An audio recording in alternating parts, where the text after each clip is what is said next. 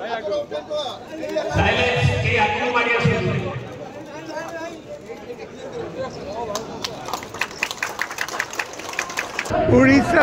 को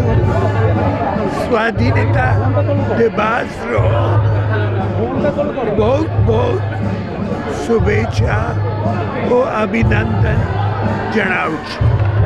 78तम स्वाधीनता दिवस महासमारोह रे राज्यर मुख्यालय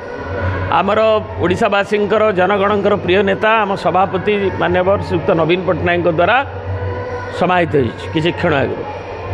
एवं तापर भजन कार्य देशात्मक संगीतर गान चालू रही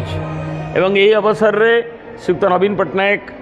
प्रख्यात स्वाधीनता संग्राम महान रथी मानू सम्मान जणाइवा उद्देश्य रे दायद मानू सम्मानित करा 9 जन एवं ओडिशार तांकर निर्देश रे आमर ओडिशार पुरपल्ली रे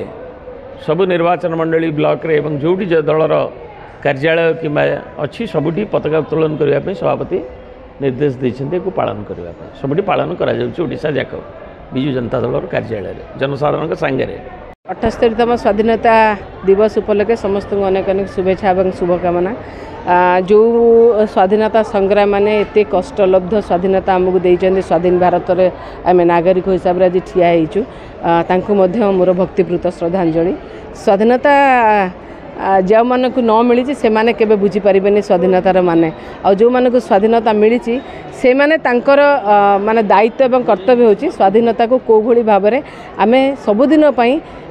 बजाय रखि परिबा। विरोधी माने कहते हैं आप हारिबा भयर जो शासक दल अछि आप हारिबा पर गाँव को जावाई बाहर विजु जनता दल सब बड़े लोकों सांगे थिला जितला पर मध्य आपण देखि दियंतु जे माने लोकों सांगे न थांती कला चश्मा लगेले दुनियाटा सारा लोकों को कला देखा जाव जंडिस हेले कामड़ कामड़ समस्त को हलदिया देखा जाव से भली विरोधी केबे लोकों पाखु जाई नाहंती तेणु जंत्र आदेश रे कोठी ये करिकि आमे समस्त जानिचे कोठी 5 कोटी भोटर हिसाब मिलने से जीतिकी जदि ये खुशी होचंती खुशी होंतु आमे जीतिकी मध्य लोकों पाखु जाइछु आज अपोजिशन थाई मध्य लोकों पाखु जीवु 4.5 कोटी ओडिशा लोकंकर स्वर हम।